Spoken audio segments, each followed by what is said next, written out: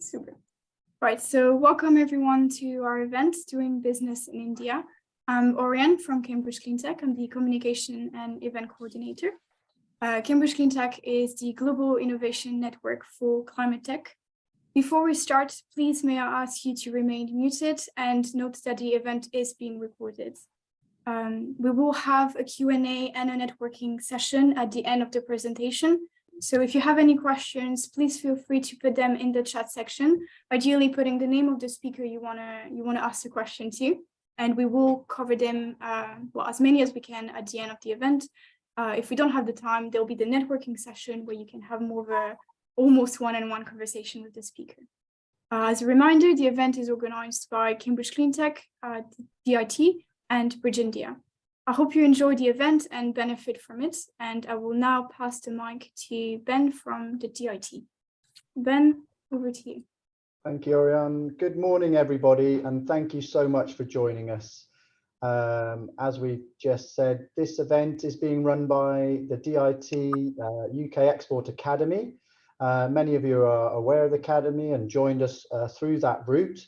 We do have some other guests that have joined us via Cambridge Cleantech.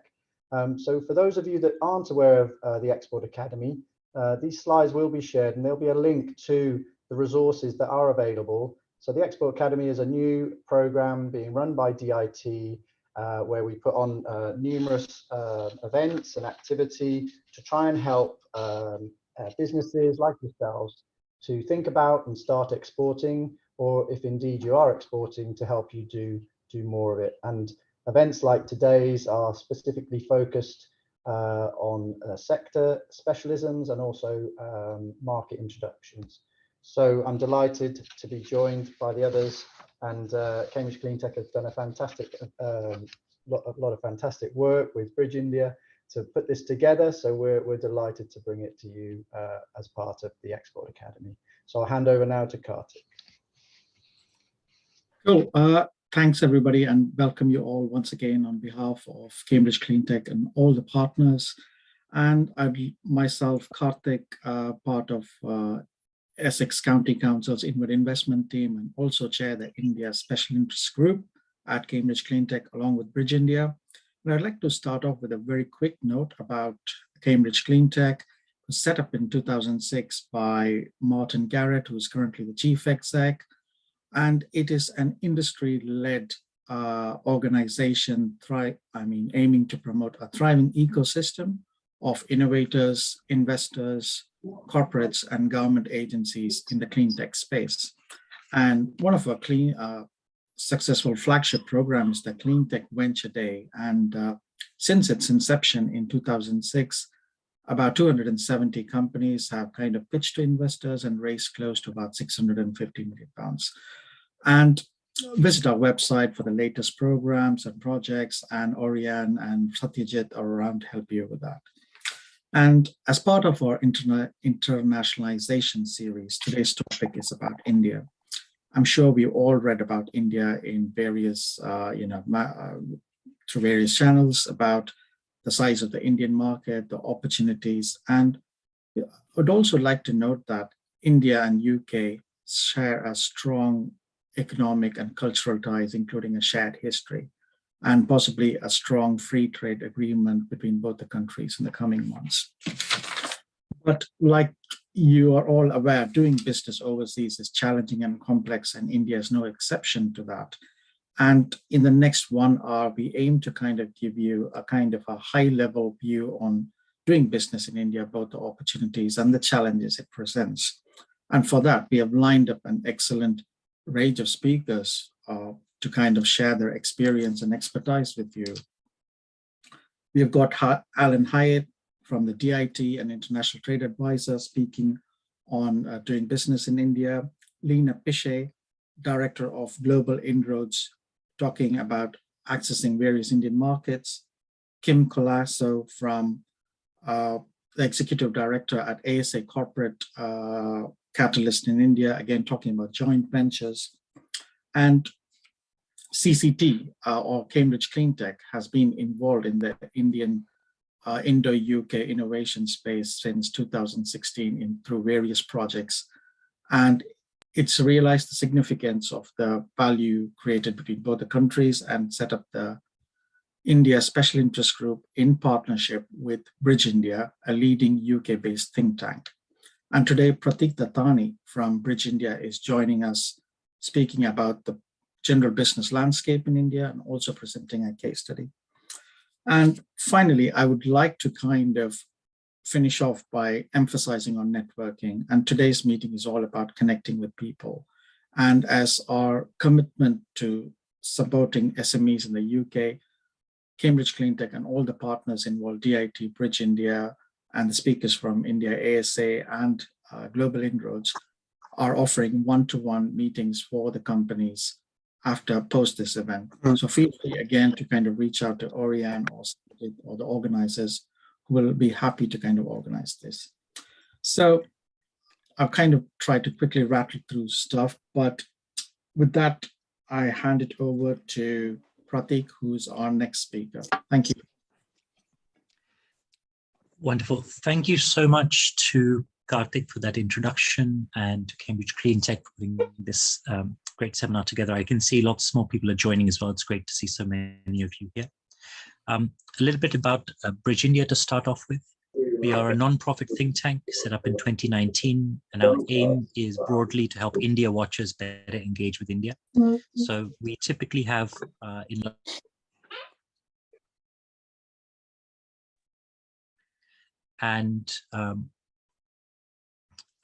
have 2 or 3 events a month. We're a membership organization, and our members include investment bankers, lawyers, some former diplomats, journalists as well.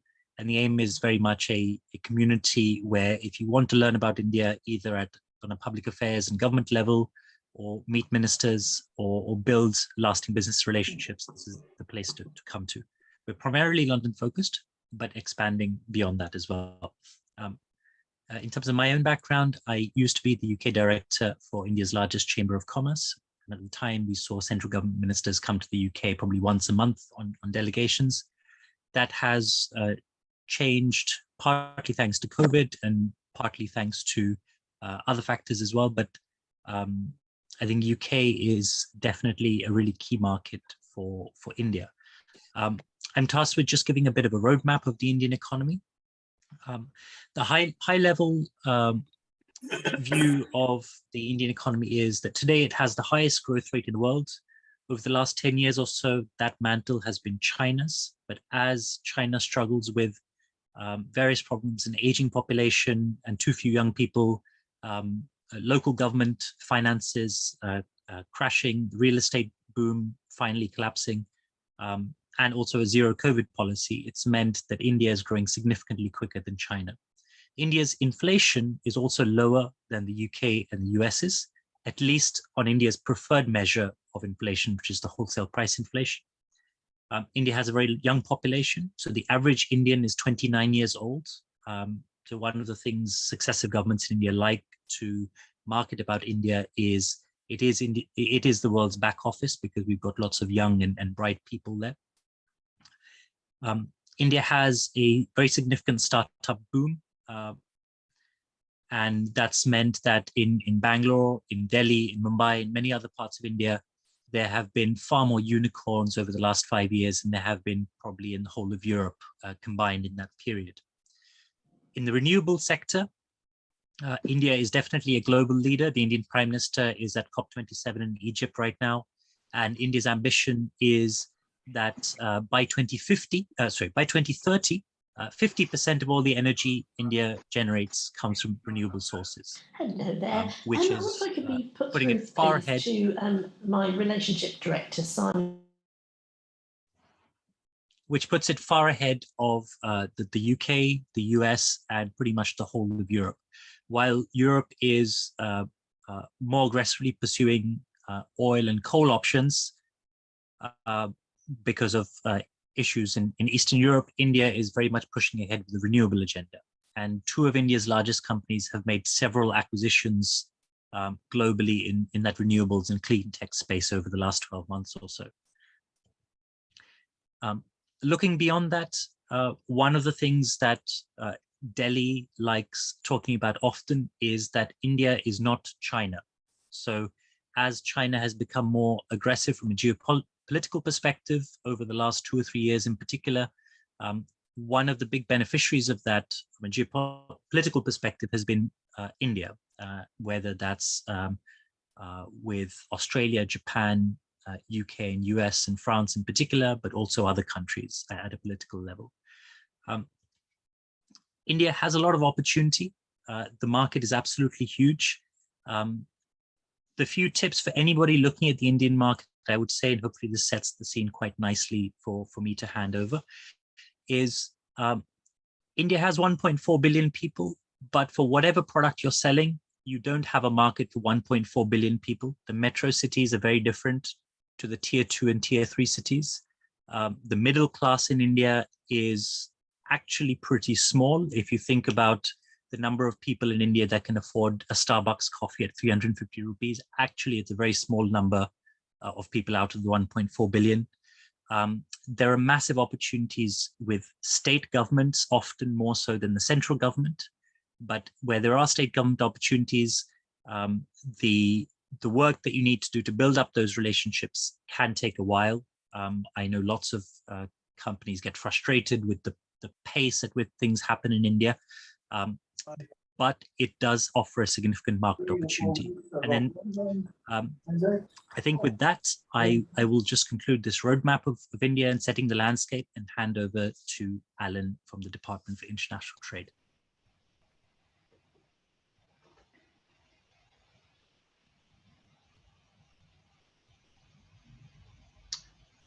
Thank you, Pratik. I still see you on the screen. I'm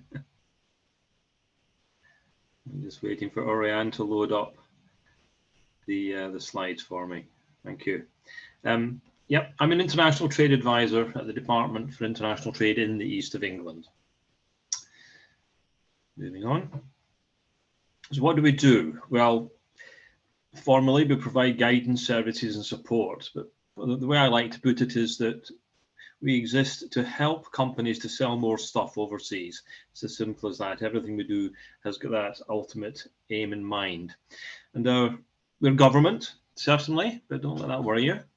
It gives us lots of advantages because we have a worldwide network through our embassies and consulates throughout the world. In the UK, people like me provide impartial one-to-one support, and in the East of England, we have clean growth and other specialisms, and I tend to centre on energy. We have commercial staff in more than 160 diplomatic missions around the world. And in India, we have 9 offices that are listed there. We have specialists who know their markets and contacts in each of these offices, and you can reach all of them through people like me.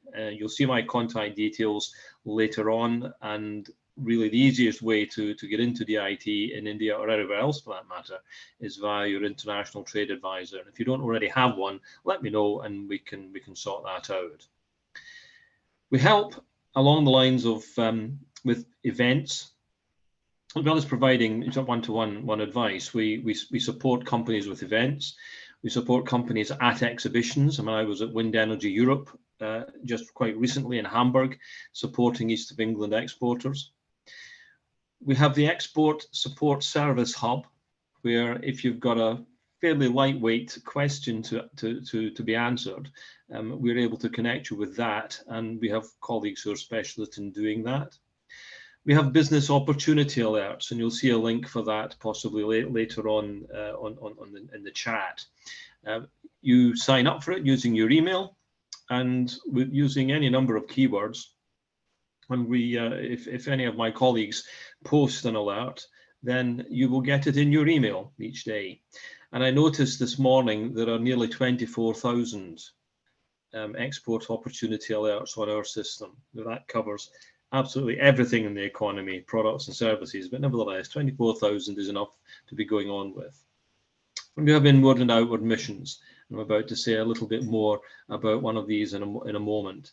But so if I ask you to move on, Leanne, thank you. To give you an example of how an inward mission can work, certainly, we had a delegation from India led by DIT India at Global Offshore Wind in Manchester earlier this year.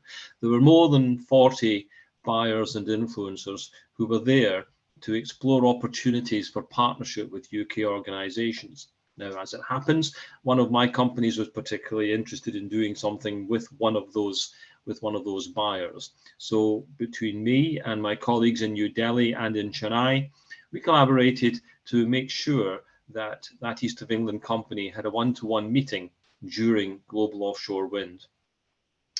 And not only did they be able to address a particular matter in hand, but we identified another opportunity, in fact, opportunities that hadn't previously been considered. So now that client of mine is reaching tender opportunities in India via that partnership with, as a result of having attended an exhibition in the UK where an India delegation was attending. And we do it the other way around as well. There are events that we'll come to in a moment. Thank you, Oriane.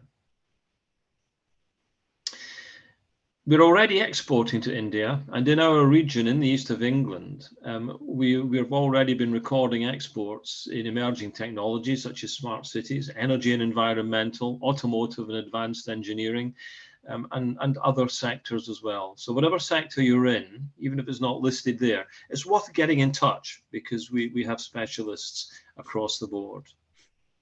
Thanks, Oriane. And to get in touch, those are the details.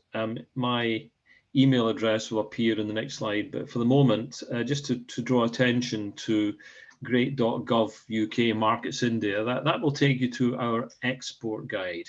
And I think either Oriane or Isha will be putting on the chat a number of links at the moment, one of which gives you India in the context of DIT generally, details of our 9 offices, but as I said earlier, it's best and easiest for you to reach those offices via people like me. The export guide looks at sectors of opportunity, which include technology, and there's a reference in there to the UK-India partnership in that respect that might be worth looking at. And you can sign up for additional data that might be more product and sector specific than the export guide itself already is. I've touched upon export opportunity alerts already, and in the context of events, there is a link there where you can key in what country you're interested in and find out what events are happening. There's a UK-India Green Hydrogen Hub, for example, that you can find out about and participate in, or the India Aquaculture Club for Research and Innovation. There's an event with the UK-India Twin Cities Marine Litter Partnership, which is a bit of a mouthful, but that's in February next year. And there's going to be a digital health trade mission to India in 2023, around about mid-February. And that, I think, sums up everything that I have to say. So thank you for listening, and I'll hand over to Lena Pichet-Thomas. Thank you.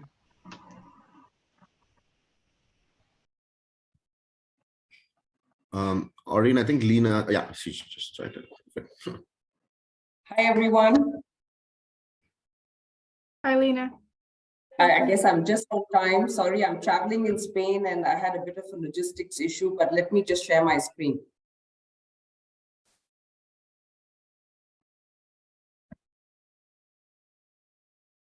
Can you see my screen? Yes, we can. Okay, yeah. Hello to everyone. My name is Lena Pichet-Thomas. I represent Global Business Inroads India. We are an international business, tech and innovation management consultancy based in Bangalore. Also very happy to be co-located in the UK alongside Cambridge Cleantech, and been working extensively with Cambridge Cleantech ecosystem to help bring UK innovators into India, as well as to work to support Indian innovators access the UK market, internationalize and commercialize. So I'm just going to take, I've been asked to focus on the cultural aspects of doing business in India and and also alongside that, the methodology to help entrepreneurs basically access the India market. But again, here a quick slide on the on the geographies that we focus on. We have really positioned ourselves as a global innovation platform, really to give a platform to entrepreneurs to access new markets. And today we are focused on UK entering the Indian market. And so we've been around for over a decade and supported over 200 organizations over the last few years. I think one of the good examples is even during COVID, alongside the various government-supported programs we ran, I think just last year we touched upon close to 100 entrepreneurs, supporting them with international market access. This is again a quick ecosystem, like what do we really bring together at the end of the day when you look at technology market entry. You have the technology company, they need to be connected with technology adopters, and that could mean corporates, it could mean government, it could mean utility, it could mean entrepreneurs wanting to look at use cases, look at open innovation. So we kind of bring that connect together. And most importantly, as we have all seen, we need to look at the ecosystem, whether it is, the governments, the tech clusters, the R&D accelerators, incubators, investors, trade promotion agency. So this is really the ecosystem we bring together for entrepreneurs. Further on, I think for all of you, you're all here today because you also know that India is a very interesting and growing market, and you want to learn more about it. So here are some snippets of the fast-paced and the fast rate at which the Indian market is growing in various sectors, whether it is, clean tech, whether it is biotech, or biotech, healthcare, agri-tech, or digital transformation. So here are some quick numbers. I'm not going to focus on each one of them because we all have, 7 to 8 minutes to present. And but what I want to focus on is, the business communication and cultural aspects to give you, this dimension apart from the business dimension of doing business. So, for example, these are some few things you need to know when you look at India. One of the things being decisions are strongly influenced from the top. In India, and usually one person makes all the major decisions and always attempt to deal with the highest level person available. And to do business, it is slow and difficult, but it is not impossible. You being persistent really helps. So if you think that coming to India on a business trip and having some really good meetings is going to do the deal for you, you got to think again, because it does take persistent consistency and continuity to make things happen, in the country. English is the official language of doing business. And for example, when an Indian answers, I will try, he generally means no. So you consider it to be a polite no, because if they want to do business with you, they will be quite upfront, about it. And they could also be the ones, very proactively, pursuing you. Indians find it very difficult to say no. They find it impolite. So sometimes if they are silent, that is, a polite way of saying that they are not interested. But today, of course, in India, they do get back to you, quite quickly. And I think 1 or 2 rounds of follow-up, if you're very interested in working from somebody, will not hurt. So this is generally things we have seen working. Try to follow up an email with a phone call, because Indians do believe in personal relationships. They like to know you. They like to trust you, and it takes them time to build these relationships. So if you can make a trip to India, if you can meet people physically, that definitely, helps. They value relationships and trust over anything else. So even if your technology may not be the best, but if they are very comfortable with you, that might, be a plus point. And if you have a great technology, but you can't build trust and a good relationship, that could, be a detriment that could go against you actually while doing business in India. One of the things to note is India is a multilingual, multi-ethnic and pluralistic society. So if you think you've met few people in North India and you think you understand South India, think again, because people are very different, very diverse, and depending on if you meet a person from Bangalore or you meet a person from Delhi, you will see that the way people react and interact could be very different. And again, so these points really, and another key point to think about is technology and business model localization is a very important part of doing business in India. So don't come to India with a always come to India with, I need to meet some potential partners and customers. I need to understand the market. So do your market research, but also try to, work with people who can localize your business model and present that business case to the local ecosystem. Because if you come with a sales approach and say, this is my technology, this is my price, chances are that it may be harder for you to be, successful.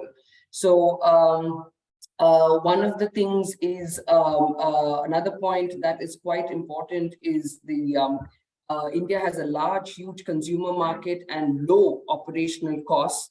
International companies need to take into consideration the economies of scale while developing their market entry strategies. So one of the complaints we always hear from international companies, India is very cost sensitive. And one of the strategies we mention is that try to ask your customer, what they would pay for a specific product depending on the market to which they are selling to. And you will see that one of the things that your partner might be considering is the economies of scale in India, and would also encourage you to look at, a forward pricing strategy for your product. So technology, localization, and looking at, the economies of scale in the market, they are very, very important aspects of doing business, in India. Another thing is don't hesitate to reach out to companies like us to look at due diligence in India. If you're already talking to a potential partner and you don't know how credible they are, one of the things is, getting a due diligence done. It's not very expensive, but it is definitely going to be worth your while.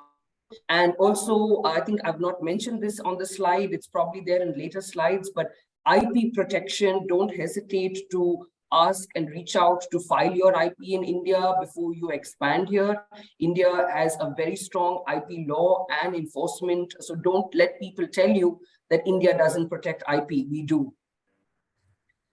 So also, when you look at entering the Indian market, you can have, different ways.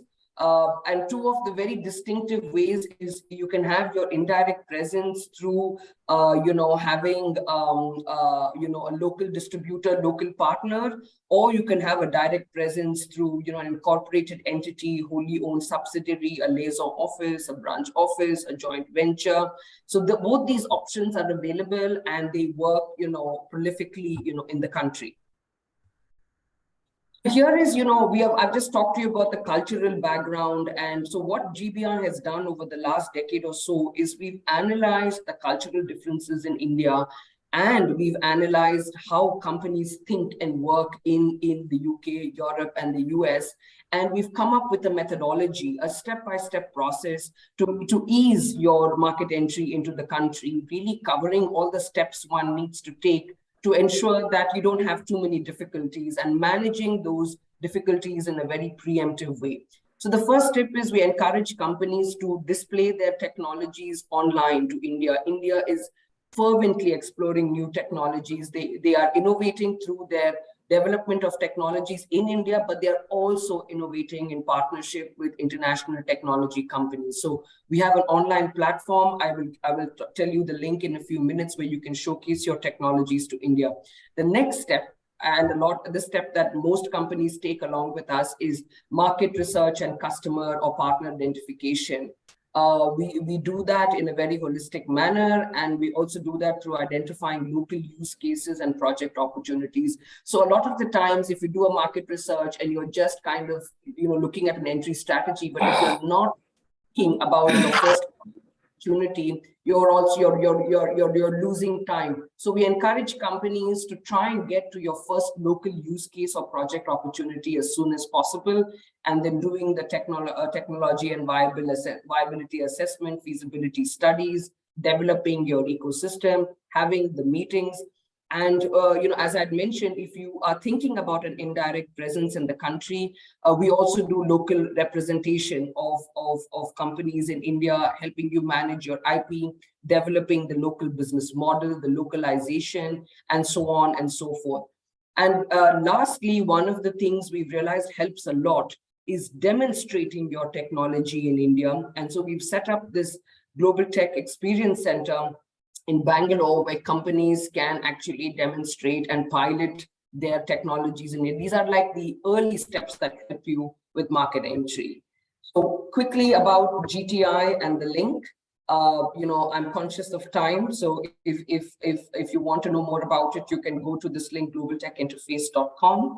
It helps tech displayer connect with Scouter. Like LinkedIn, you can connect, facilitate, identify early opportunities, and also there are open innovation calls that you could apply for on this platform. So this is your first step.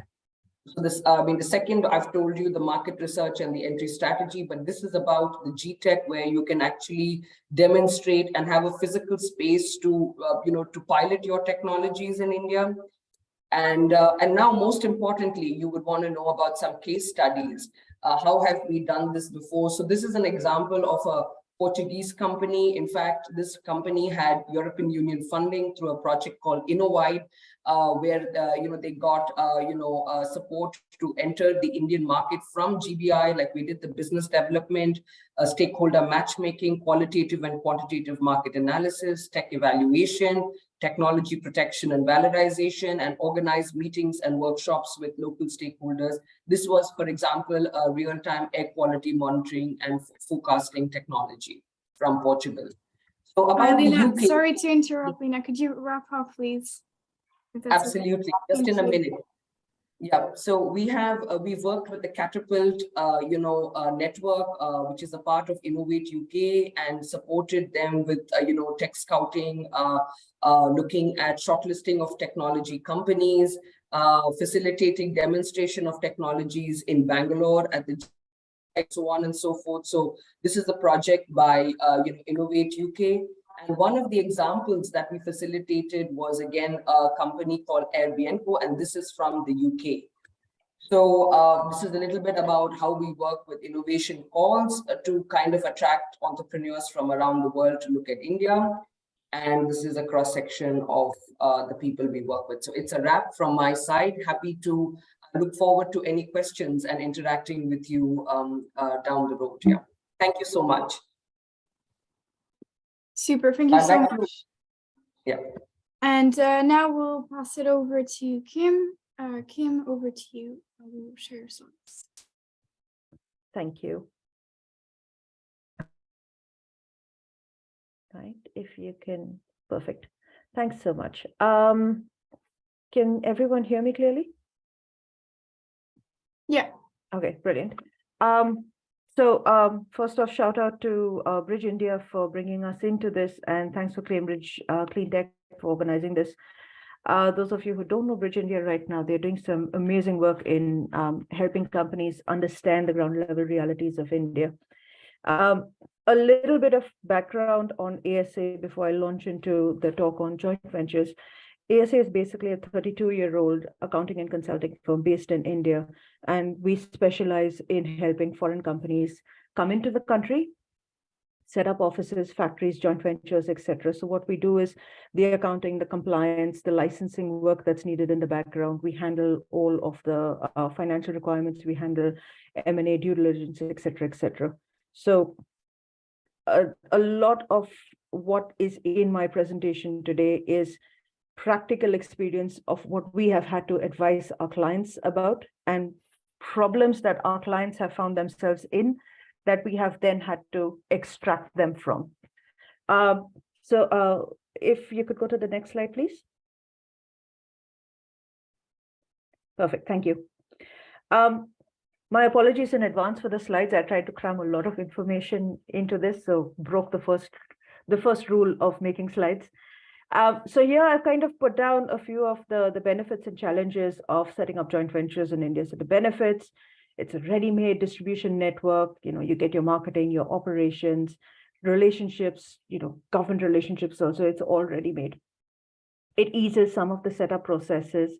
India currently permits 100% foreign direct investment. That's what FDI stands for, through the automatic route in most sectors. This means that as a joint venture partner, the split could be anything.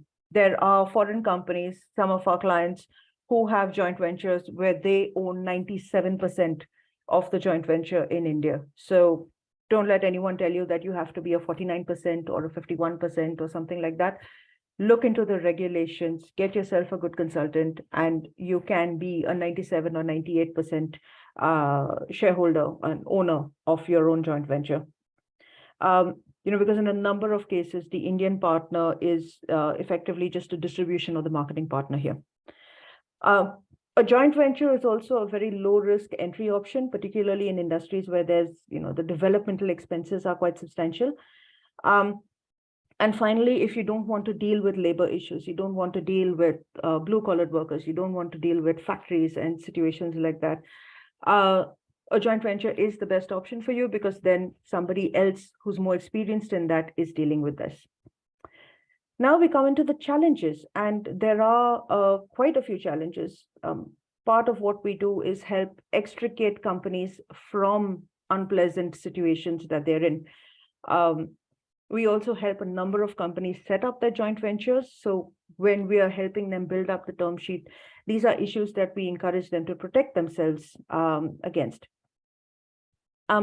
Access to funds. Understand that in the UK, you have beautiful access to funds. Accessing funds is also cheaper in the UK than it is in India. So if your Indian partner is going to be accessing funds, it's going to be expensive, it's going to be difficult. So keep that in mind. It's not easy, it's not cheap.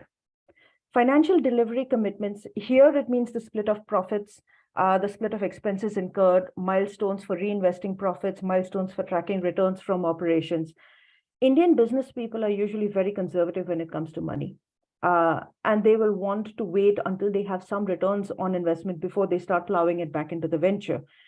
They are also uncomfortable speaking about money. So when the foreign partner starts pushing for profits to be plowed back into the venture, you'll often find a situation where the Indian partner will come up with a whole bunch of excuses about why this cannot be done, without mentioning the fact that they don't want to put this money in, they don't want to plow back these profits because they want to see some returns on their investment first. A lot of this, and the foreign partner will often be very uncomfortable with this discussion because they want to get to the root problem and they cannot. But just understand that a lot of this comes down to a conservative attitude towards money. So make sure that when you all are setting up the joint venture, that you put in place very clear milestones of what is being agreed to. Incomplete tax planning, I mean, this has been an Achilles heel for a number of companies. India is not an impossible market. There are a number of companies from many different countries that have been doing stellar work in India, where India is one of their largest markets, where India is a key production center for them that is developing goods that are then exported to multiple other countries.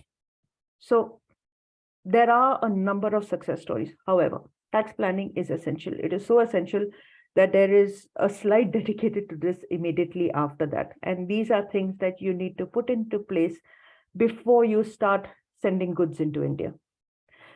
Cultural differences and communication gaps. Now, one of the single biggest problems that we have seen in JVs, that we have seen as the cause of a JV falling apart in India, is the lack of clear communication. I'm simplifying this, but this is what it boils down to, where both parties are coming from very different cultural backgrounds and are making assumptions about each other. On the cultural front, keep in mind that India follows a top-down approach. Lena already alluded to this. You will likely be dealing with a family-run organization where the patriarch is the final decision maker. However, as a foreign company, as a British SME, you may have a sales guy who's half the age of the patriarch who is leading negotiations on this. Now, this can cause a little bit of friction. So I'm not saying send someone who's ancient and gray-haired. All I'm saying is clear the air in the beginning. Clear the air about who the decision makers are, and understand that while you may want to start doing business immediately, the Indian partner will hold out for assurances and details. So when a lot of companies feel that negotiations in India take forever and they take very long, it is because of this. It is because the Indian partners have been burnt before, and they are being cautious, and they are holding out for assurances, and they're holding out for details.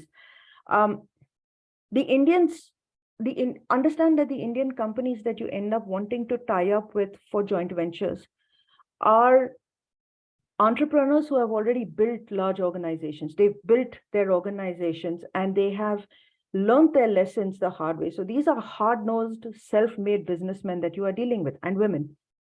So they are looking for long-term benefit usually. They are not looking for short-term benefits.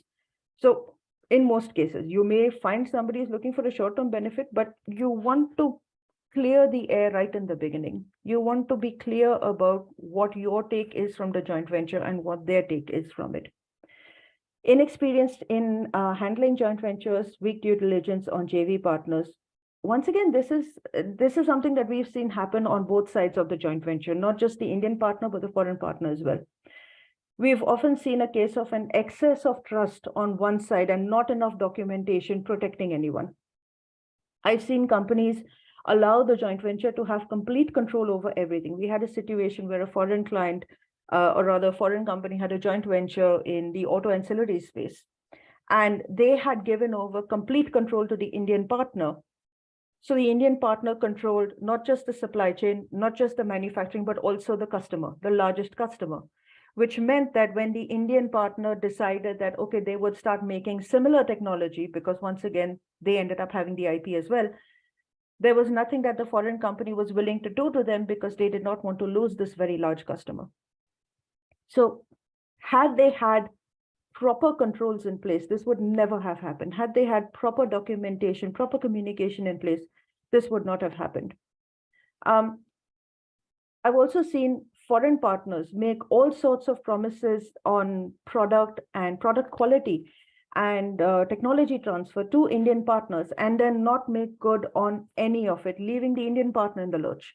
So make sure that you promise what you can deliver, that your sales teams and your international teams are not promising the sun, the moon, and the stars when they cannot deliver it, because we've seen it happen on both fronts. Large organized corporations versus family-run setups, compromising controls. Now here there are two aspects to this. In a large organized corporation, you've got ESG systems in place, you've got corporate governance in place, you've got anti-bribery codes in place, all of that. The family-run business may not have that. So what you want to do is you want to ensure that both parties are using the same measuring scale and the same systems of corporate governance, etc., and that all of this is aligned from the very beginning. You don't want a problem cropping up 5 years down the line or 6 years down the line. The other issue is control. Does your Indian partner understand exactly who is in charge and what they are responsible for? Are they responsible for just logistics, marketing, and administration? Or is it more? Can they take decisions on the brand? Can they take decisions on the product? Or does that responsibility lie solely with the foreign partner? And this is something that you need to discuss initially, and you all need to agree upon it. Things like who controls the customer? Who decides on leadership? The managing director, the CEO, the board of directors, the CFO. Who's going to decide on who sits in these places? Who controls the auditors? And that came out wrong, but essentially, as a majority partner, you need to know what the auditors are reporting, because the auditors are the ones who will tell you what is happening operationally, financially, within that joint venture enterprise that you have set up. And finally, who decides? Just one more minute, please. Yeah. I'll wrap up quickly. Thank you. And then you've got differing business goals. This is essentially depending on who wants to pull out money quickly, who wants to plow in the profits, who's looking for a short-term, medium-term, or long-term return. If you could go to the next slide, please. So this slide is pretty self-explanatory. I'm not going to spend too much time on this. These are the tax issues that we were warning about. So you've got corporate tax, income tax. Decide which tax treaty you want to be on. Do you want to be on domestic tax laws, or do you want to be on the laws that are set out by whatever tax treaty your country has with India? For this, you need a good, experienced tax consultant. When you're deciding on your tax consultants, please do not be afraid of asking for referrals. A tax concession, India currently has a 15% basic tax to manufacturing JVs, as long as they commence production before the 31st of March 2024. However, if you take this, you forfeit all other concessions. So all state level concessions that come in, you forfeit all of that if you take this basic 15% basic tax rate. Transfer pricing, taxation on money, moving out of India, etc. Valuing royalty. So India always, the Indian tax department scrutinizes all money going out of the country for money laundering. They're very concerned about money laundering, and rightly so. So you have to make sure that when you value royalty, when you are valuing payments on IP, that IP has actually transferred, that there is proof that is backing up your money movements. For example, Huawei right now is, Xiaomi, I think, there's a major case going on in India where the money transfers were decided on a very ad hoc basis. There was no paperwork backing them up. So always make sure your documentation is in place. Get yourself a good transfer pricing expert. Prevention of money laundering, once again, get your paperwork sorted out. International restructuring, change of ownership. This is a big issue. If you own, say, 70% in a joint venture in India, and you've been restructured, you've merged with somebody or been taken over by another organization, that's going to affect your entity in India, and also that is going to affect the carry forward losses that you have. You will not be able to claim that as a tax rebate. So be aware of ownership as well. Be aware of how international restructurings affect the ownership of your joint venture in India. And finally, dividends in India are no longer taxed, but dividends are taxed in the hands of the recipient. So while the joint venture will pay corporate tax, the joint venture partners will have to pay income tax, and dividends paid will be taxed. You have to decide in which country you want them taxed and how you want it done. Orion, if you could go to the next one, please. I'm going to wrap up now. Literally 10 seconds, sorry. Okay. All right. Other issues to keep in mind, people have been asking about IP. If you have highly sensitive IP, please don't do a joint venture. Set up a private limited company in India and then contract out different bits of your IP to different joint ventures. You can set up separate joint ventures and contract little pieces, so no single entity has complete control over your IP.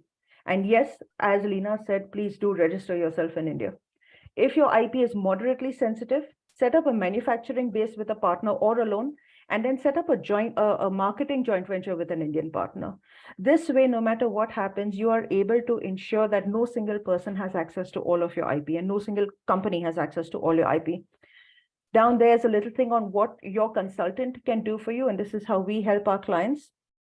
If you've already found your partner, we can do a forensic investigation into them to understand, and this can be hidden or open, to understand, do a due diligence on them. We can help you find a partner where we do our own due diligence checks. We can help you tie up with a partner, so help you with your contractual stuff and your term sheets to ensure that you're protected. Or for an existing joint venture, we can send a team to ensure that check for financial slippages, compliance issues, IP leakages.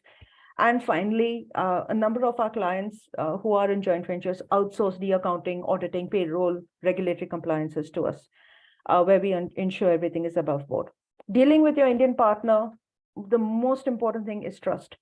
Ensure that there is regular two-way communication, work out everything, ownership, leadership, terms of collaboration, shareholding pattern, revenue sharing agreements, when milestones for plowing profits back into the enterprise, and your milestone payments also. Arrange and finalize everything in the term sheet itself. Decide on all of that before you start doing business. Could we have the next slide, please? No, sorry, I really have to stop because we won't have the time for the other speakers, but we Okay, will sure. have the networking session. So there will be time for more conversation with you. Please, everyone, if you're interested in what Kim has been saying, there's time after for her to explain in further Sure. details. Yeah, sorry about that. It's just No, that's fine. Thank you so much. All right, so moving on after Kim, we'll have Pratik for, sorry if I'm mispronouncing, for the case study. So Pratik, over to you. Wonderful. So thank you so much. So I'll be very brief. What I want to just go through is a case study of a UK SME that successfully gone through market entry in India. And it's something that has become global. So this is a company that works in the battery industry. It's called Faradion. It's based between Sheffield and Oxford. It started in 2011 and had been in R&D for over 10 years. In our phones, laptops, Tesla cars, electric vehicles, etc., there are lithium-ion batteries today. But in the next 30 years, the world will run out of lithium. Lithium prices have already tripled in the last 1 year, as have cobalt and nickel prices. So there are a whole suite of other batteries that are more sustainable. The world leader in this space is Faradion, which makes the sodium-ion batteries. We took them for a market visit to India. I led that visit in November 2019. Which had about 3 months worth of prep before that. And from the top 20, I would say battery companies, electric vehicle companies, energy storage companies in India, we probably met 12 or 13 of them. One of them was India's largest company. And we started talks at a very senior level. And that was just the start of Faradion's commercialization. Given we're short of time, I'll just summarize the following 2 years very quickly. So from November 2019, their first market visit, through to December the 31st last year in 2021, Reliance bought Faradion for £100 million with an additional 25 million for accelerating commercial rollout. And what that has meant is a journey that started in India, in pretty much a textbook case of how to do market entry. Everything that Kim said, build up the relationships, even if it's going slowly, it's okay. There'll be a patriarch that makes the decision. And subsequently, after the acquisition, the second richest man in Asia, Mukesh Ambani, has been sitting on various board meetings with Faradion. And the message for Faradion has essentially been, you've got a captive customer for the next 20 years. It doesn't matter if you don't get any other customers in the world, you'll still be the largest such battery company in the world. And that's been the case of an Indian company that invests for the long run, took some time to warm up to Faradion, and a UK SME where the management didn't have any experience of working in India or with Indians before, bringing them together and making sure that the partnership worked well. Today, there's a 5 gigawatt gigafactory energy storage facility in Jamnagar in the western part of India in the state of Gujarat, which will be using sodium-ion batteries. That facility will be ready in the next year and a bit, and that will be scaled up to 50 gigawatts in the next 6 years or so, partly using lithium-ion and partly using sodium-ion. And in the UK, Faradion is building a center of excellence in Sheffield, which has been possible through the acquisition funding. 200 staff in the next 6 months should be joining, compared to 16 people in the company as of the date of acquisition. So quite a huge increase. And also subsequently, once the center of excellence is set up, also starting manufacturing facilities in the UK. So not every company has as much success as Faradion does. It was a question of having the patents, having the IP, having an excellent Indian partner, and wavelengths from both sides matching. And I'd like to think I played a little bit of a part in that journey. If you'd like to talk more about any similar other case studies that we've been involved in, very happy to chat in the Q&A, but Orin, hand over to you for now.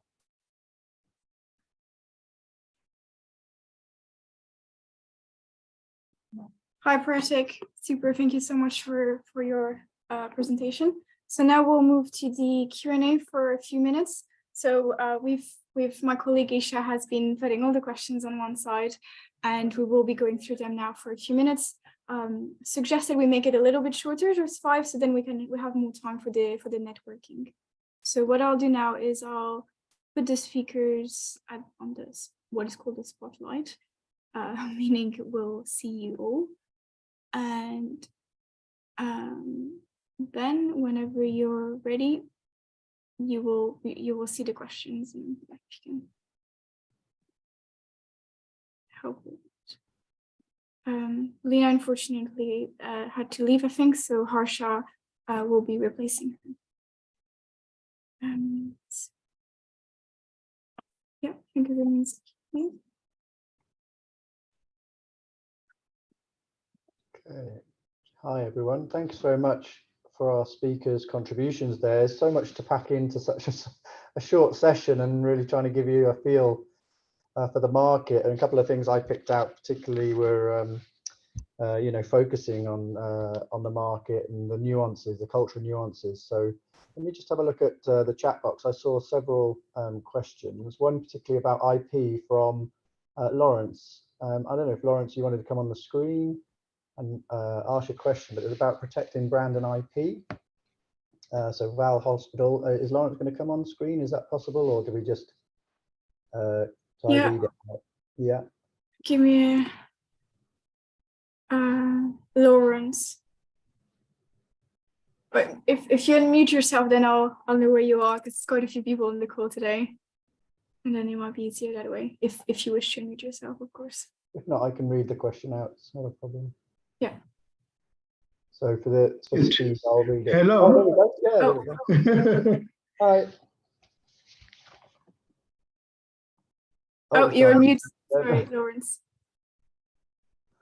Here you go. Lawrence, I think you're on mute.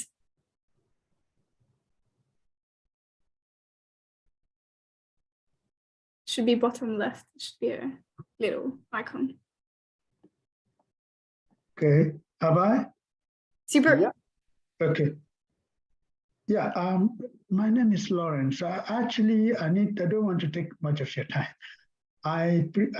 My company developed flat path mobile hospitals and medical technologies that are unique. And we presented at Life Science in Japan, and there has been a lot of interest. But we are interested in India. It's a novel, new idea, new technology, and we did not know how to. It's a very big market. You don't just jump in there.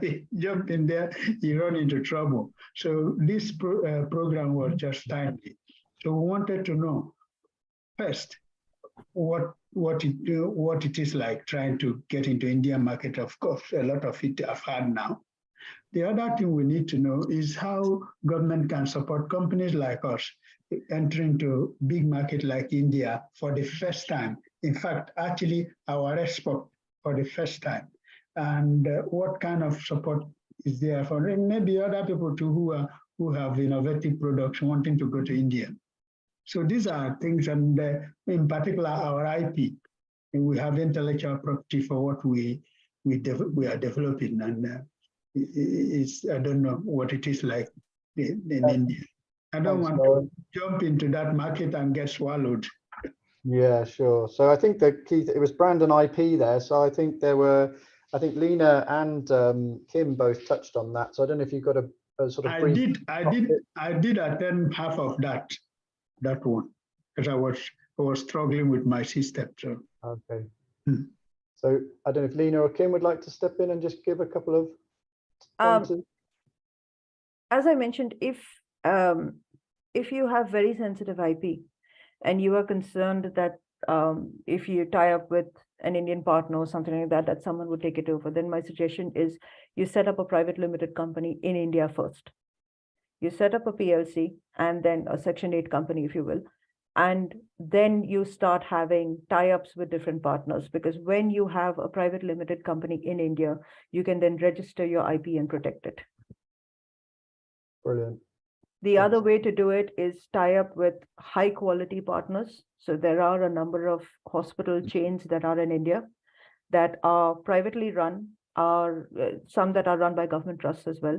that are used to tying up with foreign players and are very, very clean players, very high corporate governance standards. You can work with a consultant, find them, and tie up with them. Brilliant. Lena, I see you're on. Would you like to add to that? Sorry, I didn't listen to the question because I kind of got bumped off and came back in. That's okay. I think Kim's covered it nicely for us. So in the interest of time, we'll just move on to another question. So I've got a question here from Nancy Clark, who's a freelance product designer. And the Indian company that she's working with is a homeware manufacturer supplier, UK retailers.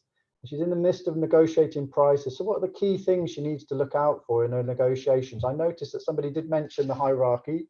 So making sure, I guess, that you're negotiating with the right person. But who would like to pick that question up for me? It says they originally wanted Nancy to work on a royalty basis, but she's asked for a daily rate. So again, any advice on that particularly? I think I'll try and take that, Okay. Ben.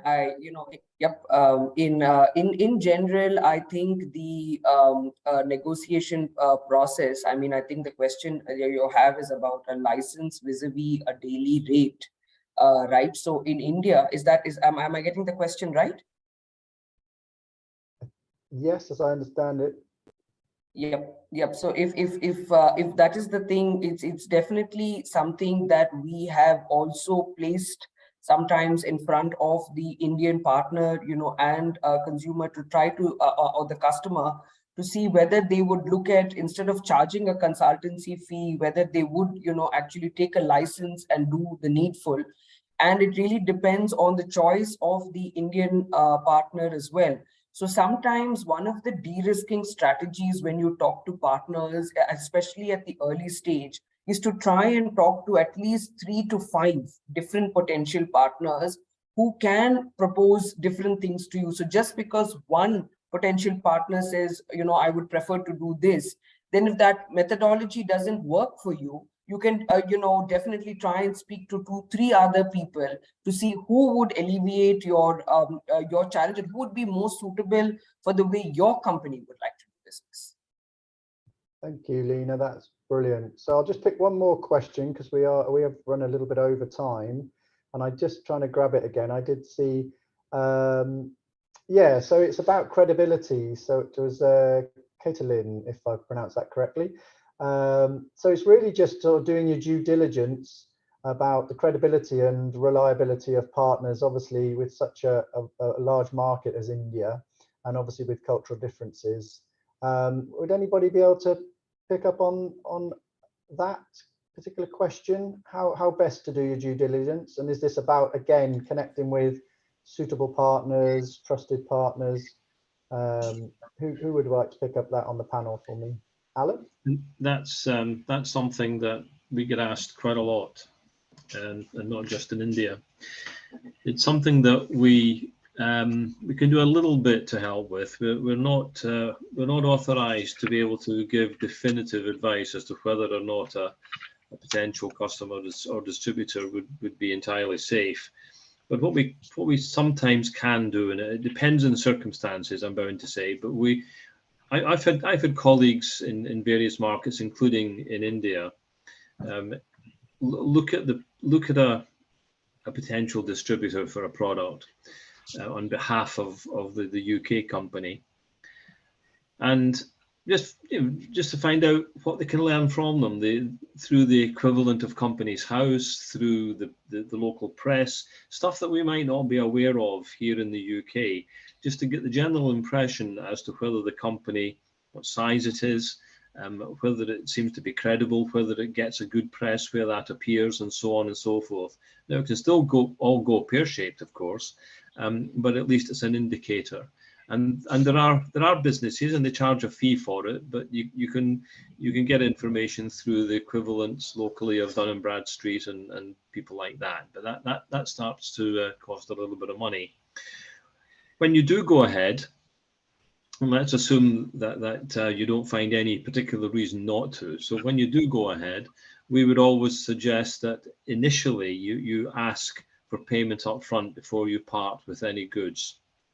That's something which the others might might have an issue with, because of course there's no guarantee that you will deliver the goods. But it's one of these elements for negotiation, and if they're willing to pay you up front, I know a company who always does that, and they won't do business with anybody unless that's the way to start with, and it works out for them.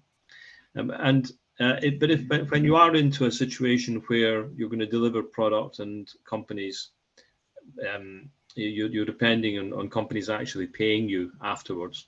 There are various mechanisms through through the banking system to reduce the risk, and it's possible, and we always recommend taking out credit insurance, and that's something that should be taken into account in your pricing to begin with, because you will have to pay for that.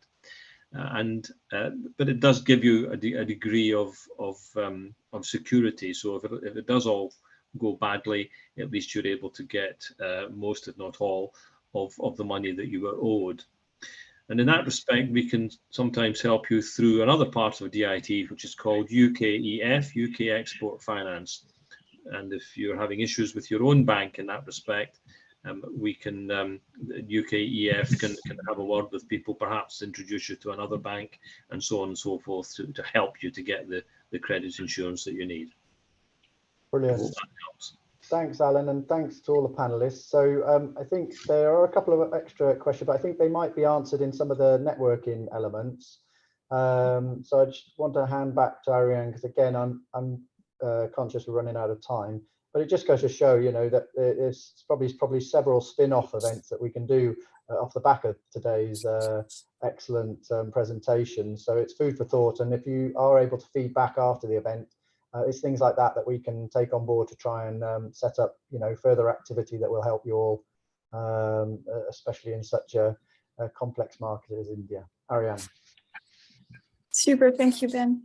Right, so now we're going to go into the breakout rooms, but before I do that, there's just a couple of reminders. First, there is a link for the one-to-one meetings post-event. So if you're interested in meeting any of the speakers, please have a look at the link. You can contact them directly, but because there's a lot of you, it's easier if you'll go through the link and then I'll dispatch it to the right speakers. So that's number one. Number two, as you've seen, unfortunately, I had to cut Kim's presentation a little bit short, which I'm sorry about. And so please have a look into, if you have the time, go and speak to her after in the networking session, because there is the term sheet checklist and there will be a free guide. I will also share the free guide in the thank you email after the event. But yeah, if you're interested in that, have a look into, have a conversation with Kim. And also, of course, thank you to all the speakers for taking the time out of your busy day to explain your topic. And thank you to all the attendees for making it so far and for coming and joining us today. Also, a special thank you to Kartik, Ben, and Isha for making the event run smoothly. And yeah, I think we're good to go. So I'll open Isha will open the breakout room for 10 minutes or so. You are welcome to stay longer. However, the speakers are not necessarily going to be able to stay that long. So please do bear that in mind. And yeah, all the best for your journey to India. And please don't hesitate to reach out to me or any of my colleagues if you have any questions. So, yeah.